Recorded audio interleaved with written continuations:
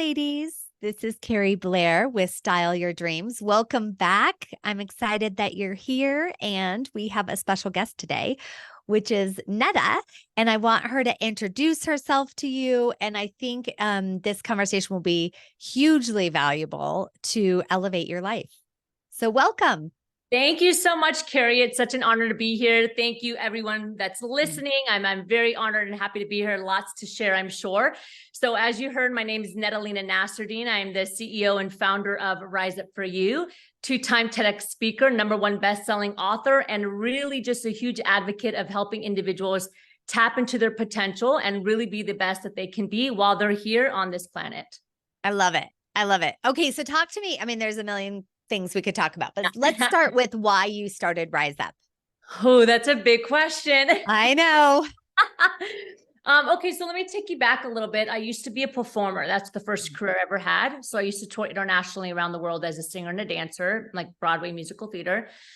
And I noticed as a performer when we were traveling that the biggest challenges and problems that we had were people problems, right? You know, you're in a cast of 40. Every 3 months we were like, had a new cast. And we were all amazing technically. So think about this as it relates to business or the corporate space. You know, we were really, really good at what we did. Great singers, great dancers, you know, awesome. But when it came to communication, when it came to leadership, when it came to social awareness and cultural awareness, when we were in other countries, not so hot. So lots of the drama and the stress that happened was due to like the people, right? In the tour and the cast. Fast forward a couple of years and I become the executive of an education corporation. So now I'm 27 years old. I had 200 team members under me. My master's was in executive leadership. The exact same thing was happening. Exact same thing. So now I'm in a corporate space with 200 people that have PhDs, master's degrees, bachelors, tons of certifications, you name it. And the same thing is happening. Toxicity in the culture, lots of people problems, the inability for individuals to be motivated to push their potential, to communicate effectively, to lead, to have conscious conversations. And that was really, really shocking to me. Now, simultaneously, I was teaching at a community college. So I was a professor in the evening. And I saw more and more year after year, the freshmen that would come into the college had less and less of these human skills, these people skills.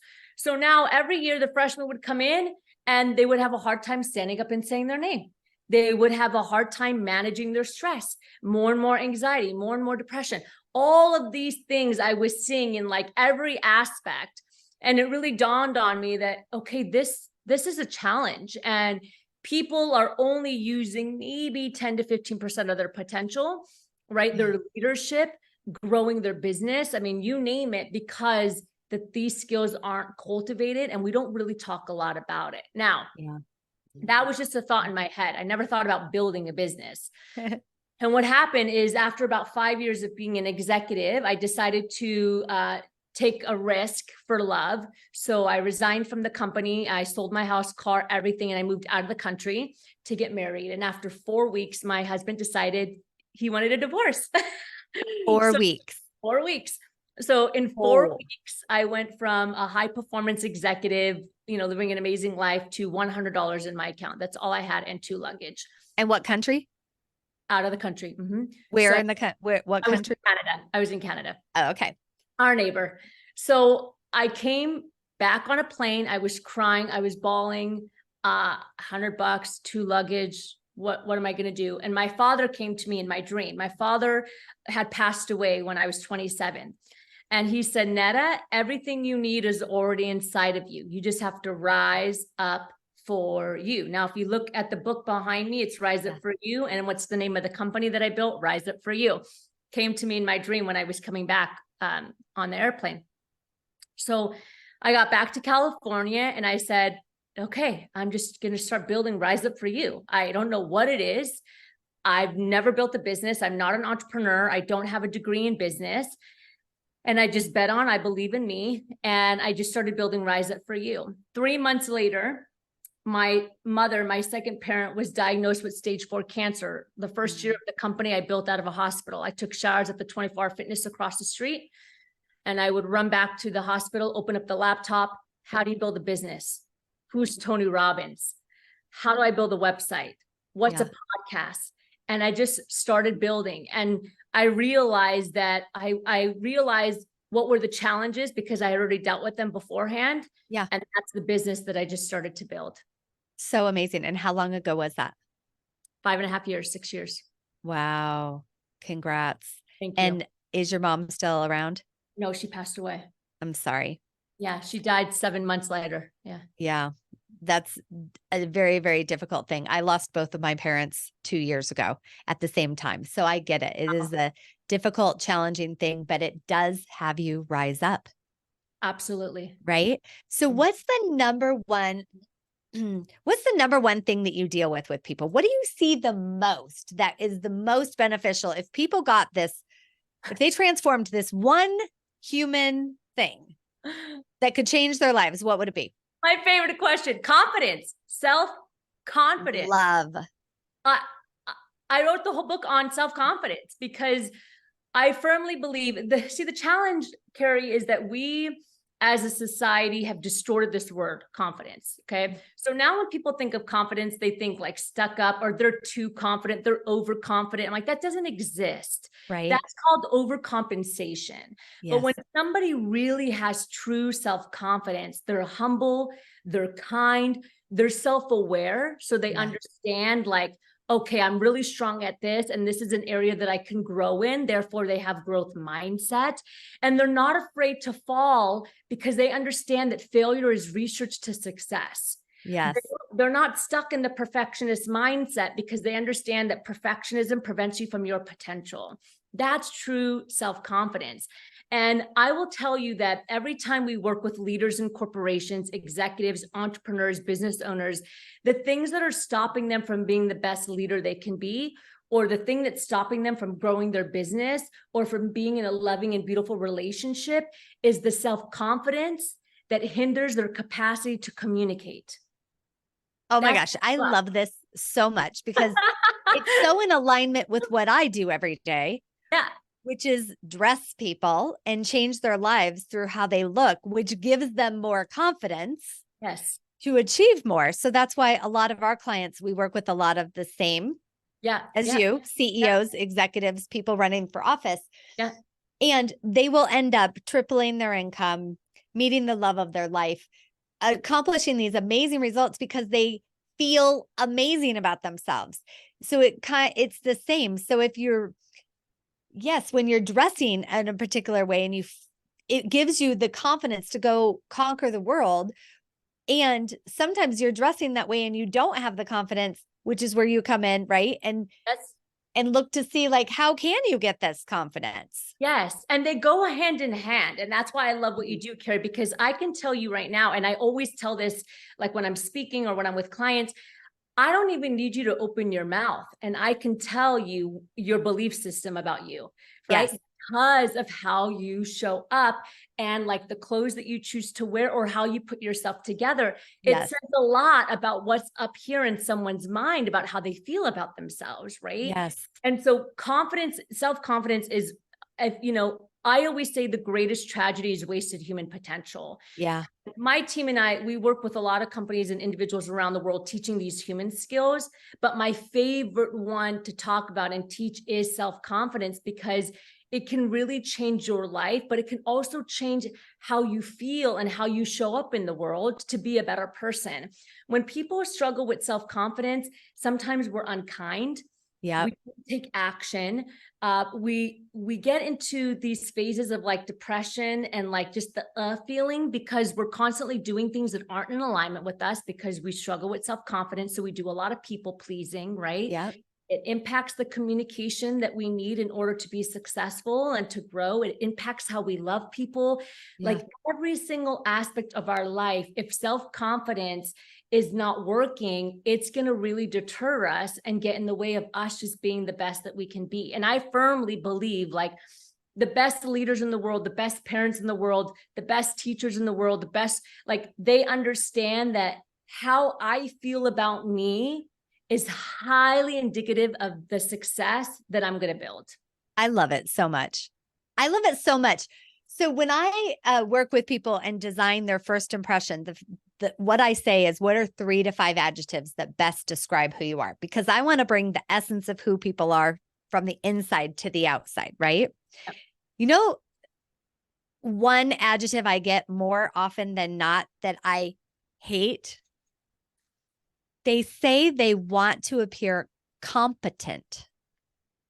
And I'm always like, no, no, no, no, no, no, no. That is no. Like, no, we need to be confident. Yes. Like, let's take that up a notch. Competent is like low level. Like, Yes. that just gets you in the door.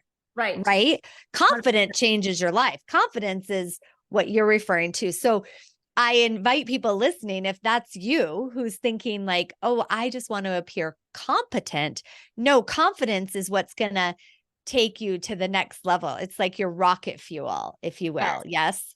I always describe it, and I talk about this in my book, micro versus macro confidence. Okay. So micro confidence is the competencies that you're talking about that we have been taught our whole life to bet on, is these competencies, right? So think about it. You go to school, K through 12, some of us go to university, whatever, and we're taught to get good grades, to get a high GPA, like to build your success off of getting an A in math and science and getting these degrees, right?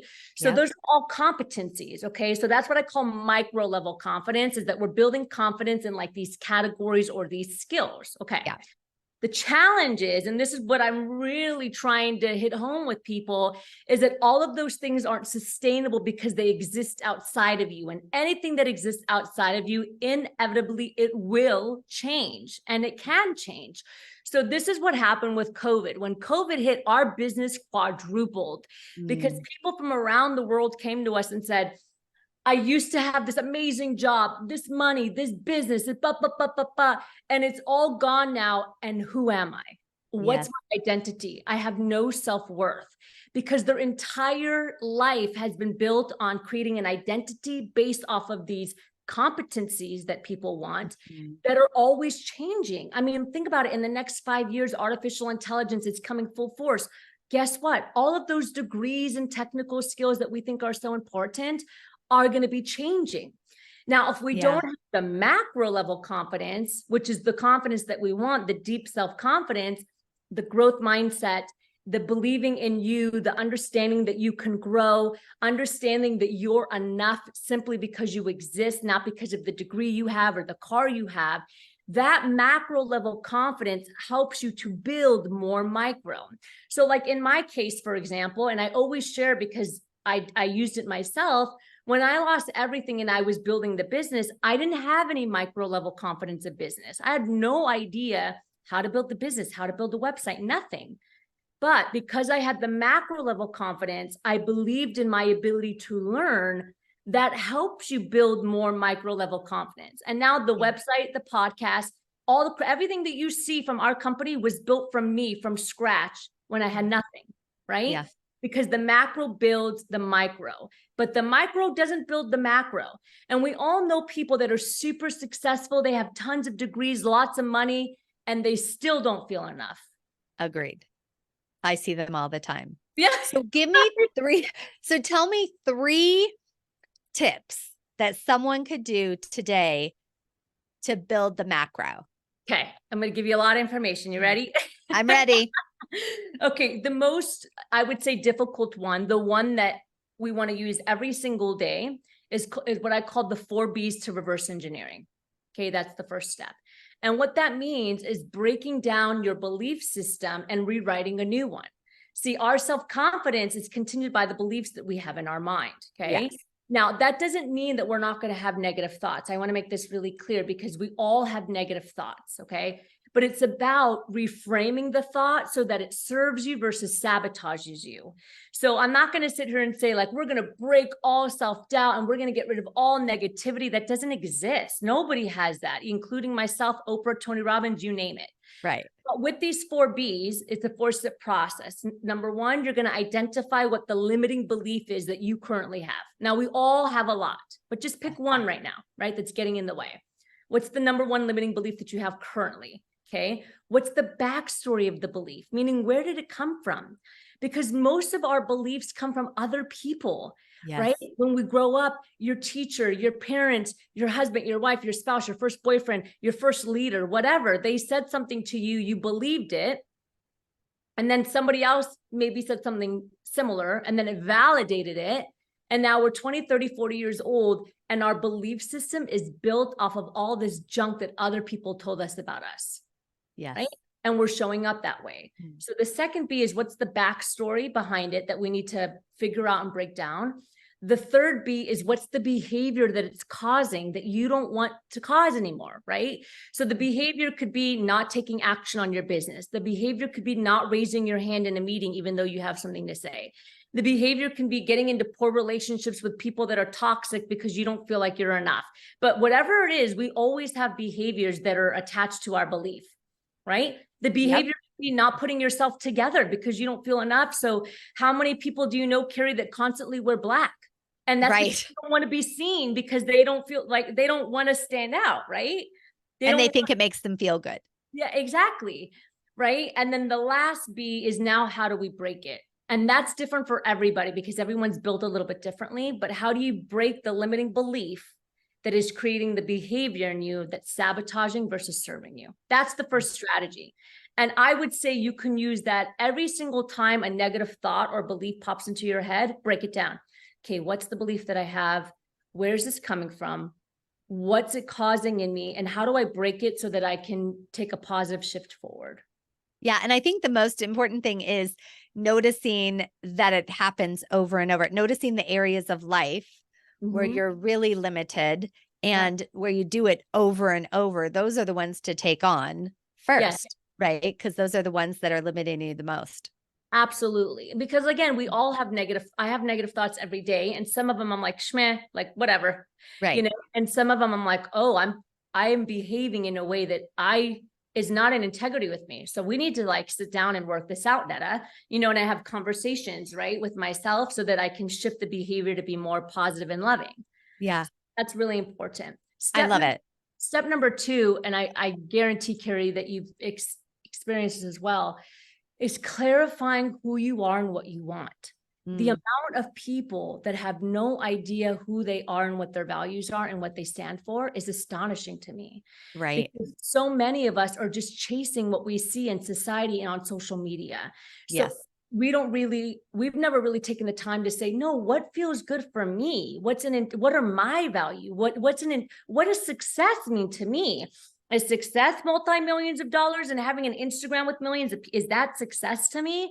What does that mean for me? And every time we don't do that, we make decisions that aren't in alignment with who we are. And so we're constantly making decisions that disrespect us because we're not doing things that fulfill our true core of who we are.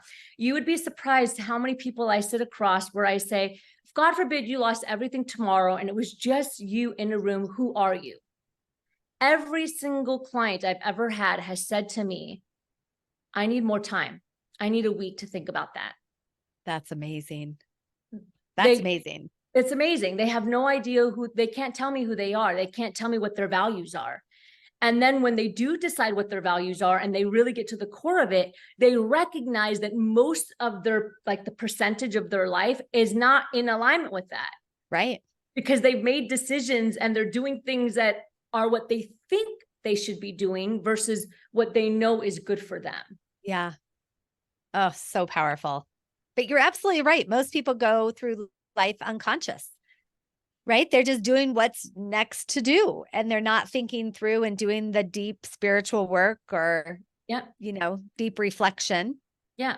They're doing what makes sense, what feels comfortable versus what feels good for me. Like I can honestly say, and I test this all to my parents. Everything I am is because of my parents. Yeah. But every career that I've ever had as a performer, when I was an executive, when I built this business, whatever I did, it always felt great for me because I always knew what I wanted. I always took the time. Like my dad wanted me to be a doctor. He's like, go be a doctor, go be a lawyer because I had the good grades. But I knew but that's not really in alignment with who I am as a person.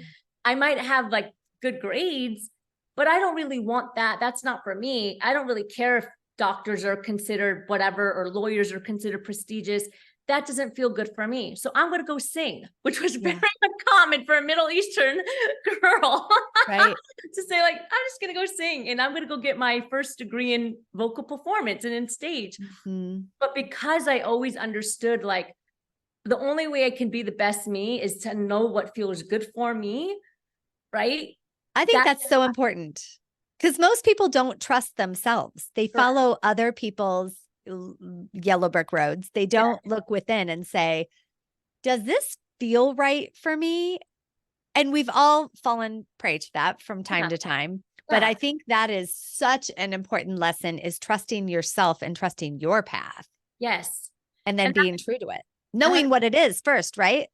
Absolutely. And that's why today we have, you know, millions of people that are in college debt with degrees that they've never used or will use. Yeah. Or you have, I mean, an astounding 76% of the workplace population completely miserable and disengaged in their work. Yeah. They're not in a field that feels good to them, or they're not in an environment that's in alignment with them. Yeah. Right? And all of the data and all of the numbers show what's happening with us as people. So that's number two, is clarity.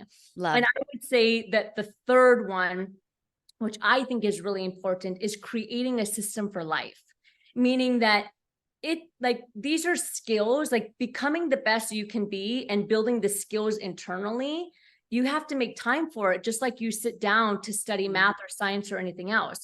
And I think it's so incredible that so many people, they'll make time in their calendar for business, for work, but they won't make time to go to the gym and take care of their body. They won't make time to go on a date night with their husband or their wife. They won't make time to like have play dates with their kids. Like, it doesn't make any sense to me. So I always say, like, a big part of building your confidence is doing things every day that fill your bucket, that are not related to just your job or your work, but that are all interconnected, right? They're all a part of it. They're all interconnected. So like for me, I have everything planned out. That's what works for me. I know that in the morning, I'm going to wake up at this time. I'm going to write in my journal. I'm going to show gratitude and pray. I'm going to do A, B, C, and D. Then here's what I have for work. Then I'm going to, like, everything's planned out for me because I want to make sure that I'm not just a career being, that I'm a whole human being. Yeah. I love that so much. And I love that, especially I think it's important to train our children.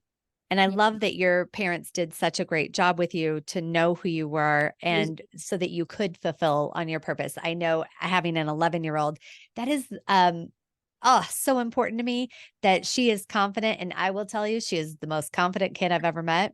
Right. And she is clear on her purpose, and she walks into a room and owns it, and is the kindest person, which is so great. So I love your steps. I love the whole beingness of it. And where can people find you? Yeah, great. How can people connect with you? Yes, thank you, Keri, for asking that.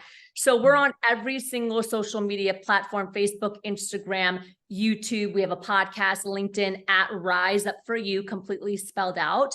And then you can also follow me personally at Nada Nasserdeen. I'm sure you can type out my name in the Yep, we'll put it on the show notes. Yes, and we would love to connect with you. You can also go to riseupforyou.com. We have a free confidence kit on there. It's totally free, but it's like a 60-minute masterclass on building confidence, clarity in your life so that you can be your absolute best. You can head over there and grab it as well.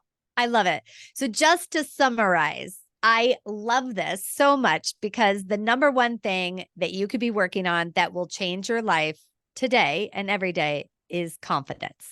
100%. Thank you so much for that. And I hope people reach out to you, and so that they can get a big boost of it. Thank you so much. Thank you so much. Thank you, everybody.